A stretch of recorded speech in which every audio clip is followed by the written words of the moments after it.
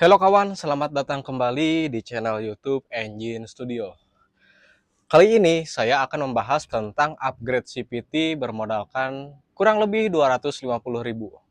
Upgrade CPT ini bisa memaksimalkan tenaga motor kalian. Contohnya seperti pada video pendek yang di atas ini. Bagaimana caranya? Apa aja yang diubah dan apa aja yang perlu diganti? Mari kita simak di channel YouTube Engine Studio.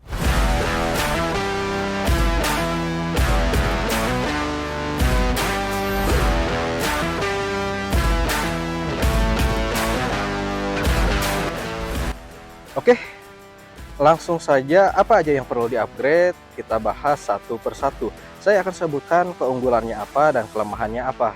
Mari kita bahas. Di sini saya udah mempunyai catatannya. Upgrade CPT modal kurang lebih 250.000. CPT, Continuous Variable Transmisi. Apa aja yang perlu di-upgrade?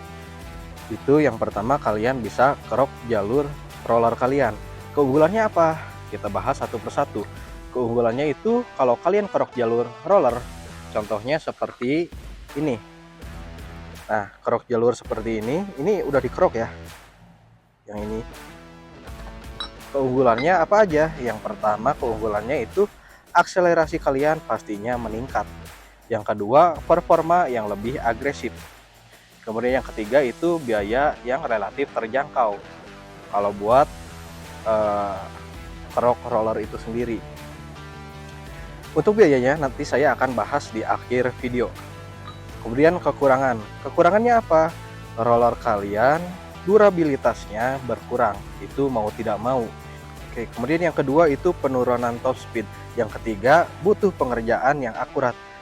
Mungkin di sini ada yang bertanya, kok ada penurunan top speed? Nah, di sini saya akan bahas. Kenapa di sini saya tuliskan butuh pengerjaan yang akurat? Karena emang kalau buat kerok jalur sendiri itu tidak boleh asal. Karena kalau asal, kerok jalur yang ini asal, nih, nggak benar. Itu bukannya motor kalian tambah kenceng, tapi motor kalian bisa menjadi lebih pelan daripada yang standarnya. Makanya saya sarankan kalau kalian pengen kerok jalur itu ke tukang bubut aja langsung. Jangan ngide pengen bubut sendiri. Boleh bubut sendiri, tapi benar enggak masalahnya gitu, kecuali kalau kalian emang bubutnya itu benar. Karena bubut gak sembarang bubut, bisa jadi kalian udah bubut satu-satu, ternyata di sini ada yang masih tebal seperti ini, ada yang tipis banget di sininya. Nanti roller kalian gampang rusak kalau seperti itu.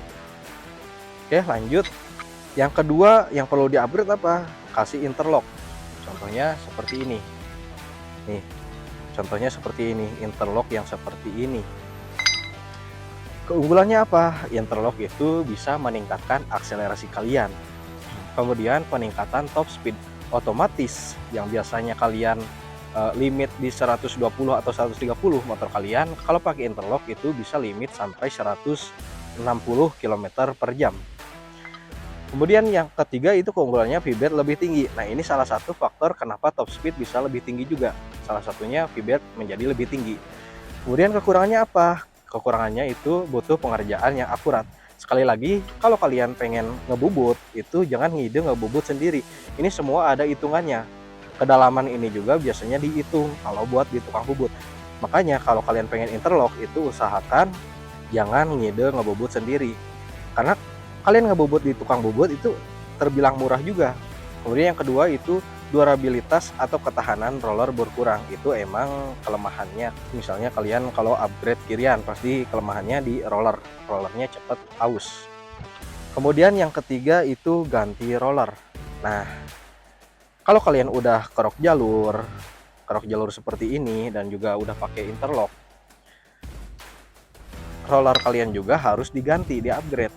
Nah, keuntungan ganti roller itu apa aja? Yang pertama, keuntungannya peningkatan akselerasi atau top speed. Kemudian yang kedua itu pengaturan karakter berkendara. Misalnya karakter berkendara kalian pengen gerung, ya tinggal ganti roller, udah beres itu masalah. Kemudian yang ketiga itu biaya murah. Yang keempat itu peningkatan performa tanpa menambah konsumsi bahan bakar. Emang kalau ganti roller itu biasanya bahan bakar kalian tidak seirit jika pakai roller standar. Tetapi jika dibandingkan dengan bore up atau dengan remap ECU itu konsumsi bahan bakarnya lebih banyak bore up itu daripada ganti roller. Kemudian untuk kekurangannya apa? Kekurangannya itu penurunan top speed jika pakai roller ringan. Kemudian penurunan akselerasi jika pakai roller berat. Nah, dua masalah ini bisa dibereskan dengan yang tadi, kerok jalur dan juga pakai interlock. Karena kalau cuman ganti roller itu kalian cuman bisa pilih salah satu dari dua ini. Kamu pilih akselerasi atau pilih top speed. Maka dari itu, buat mengatasi itu semua itu pakai yang namanya interlock dan juga kerok jalur yang sudah saya sebutkan tadi. Kemudian yang ketiga itu pengaturan yang harus tepat. Oke, mungkin pengaturan akan saya jelaskan di next video. Karena pemilihan roller itu nggak semua orang itu sama. Misalnya Vario 150 di saya enaknya 11 gram. Di kalian belum tentu enak di 11 gram, bisa jadi di 12 gram atau 13 gram. Itu sebenarnya tergantung berat badan kalian, itu semua ada hitungannya. Hitungannya gimana? Mungkin di next video saya akan jelaskan. Yang keempat itu perlu penyesuaian komponen lain. Nah, seperti yang tadi saya jelaskan, penyesuaiannya itu apa? Penyesuaiannya itu kerok jalur dan juga interlock. Oke, ini yang dua ini wajib ya, kerok jalur sama interlock itu sangat wajib kalau pengen nambah kecepatan di motor kalian, bermodalkan upgrade CVT doang. Yang kelima itu durabilitas roller berkurang. Biasanya yang gampang kekikis itu roller yang ringan. Kemudian yang keempat, upgrade filter udara stainless steel. Filter udara bisa kita lihat ini yang saya kemarin itu filter udara proper. Kosong karena emang udah dipakai kemarin di motor dan saya sudah coba sendiri pemakaian filter udara standar yang kertas.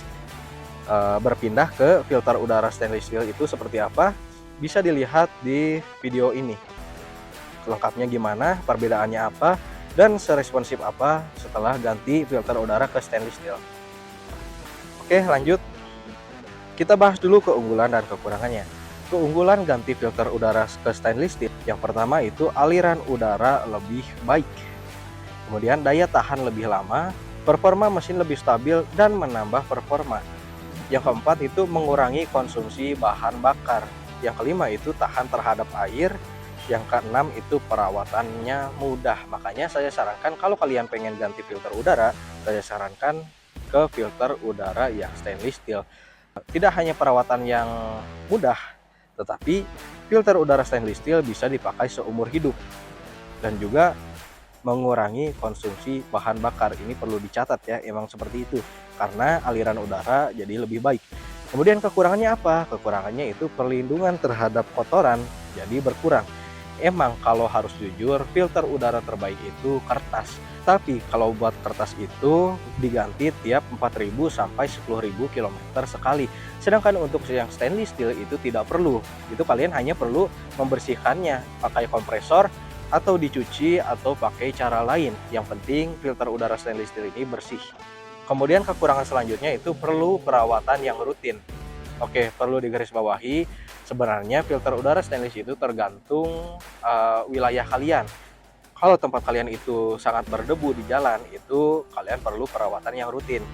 Kalau di jalan kalian itu tidak terlalu berdebu atau aman-aman aja seperti pemakaian kota yang jalannya masih mulus, itu sebenarnya tidak terlalu rutin juga tidak apa-apa, asal perlu dicek tiap 4.000 km sekali perlu dibersihkan. Yang ketiga itu kekurangannya harga awal yang lebih mahal. Sebenarnya tergantung merek juga harga awal lebih mahal. Ada yang harganya 200 ribuan, ada juga yang murah yang 100 ribuan kalau buat filter udara stainless steel ini.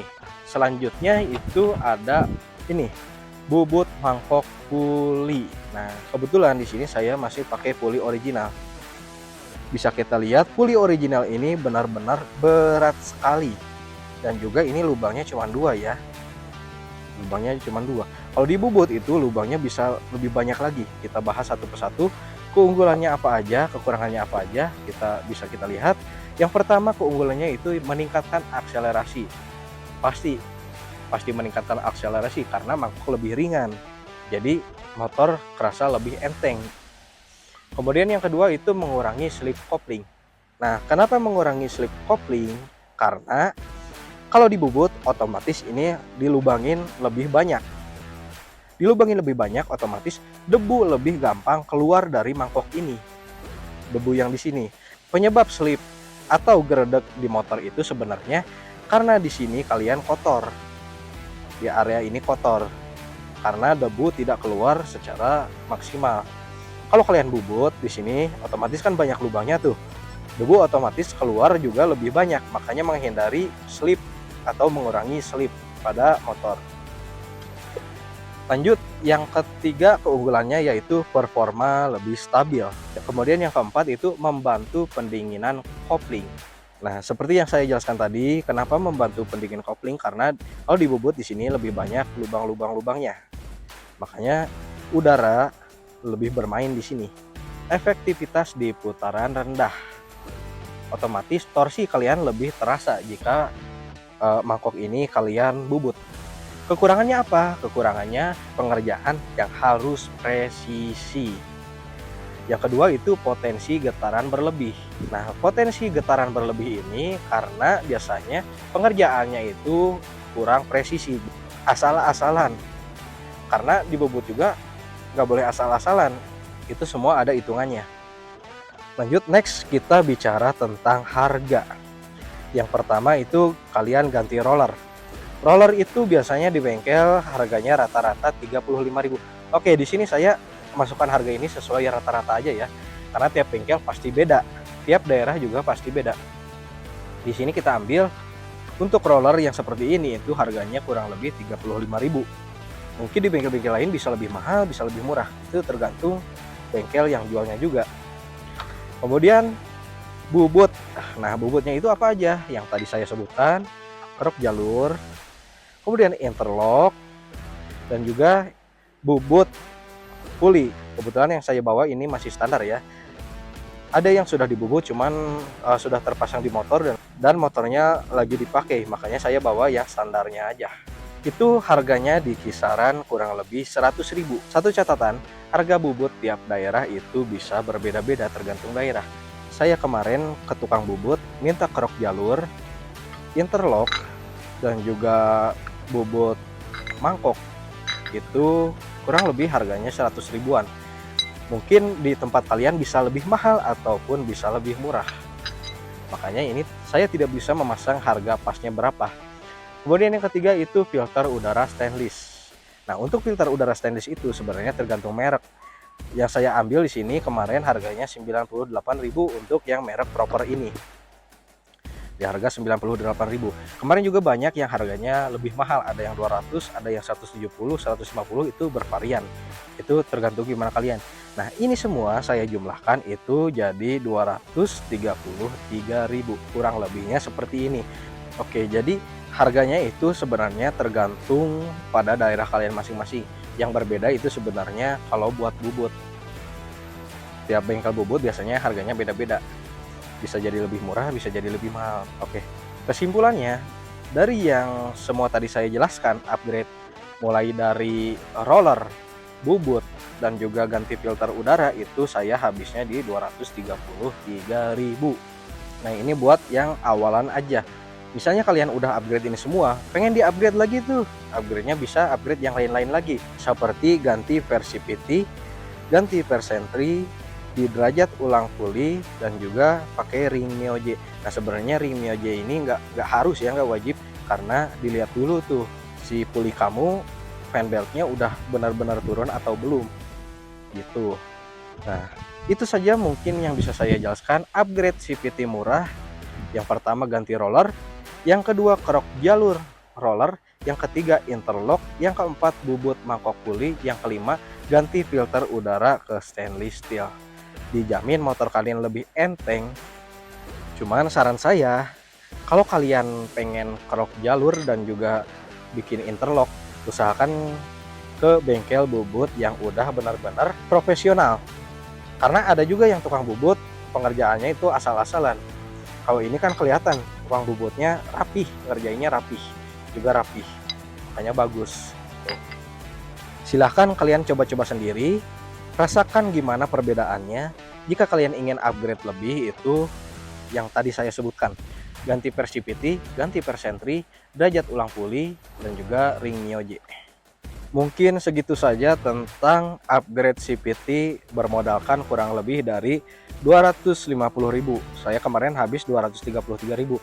Kalian mungkin kalau upgrade ini semua bisa jadi lebih dari ini juga ya, karena tiap daerah itu pastinya berbeda. Buat jaga-jaga kalian harus ada pegangan 300.000 dulu kalau buat ini. Saya pastikan upgrade ini semua tidak lebih dari 300.000. Oke, mungkin segitu saja dari kami. Jika kalian ingin bertanya lebih lanjut, boleh komentar di bawah. Jika kalian ada yang tidak dimengerti dari ini semua, kalian boleh komentar juga di bawah. Oke, terima kasih. Gaspol!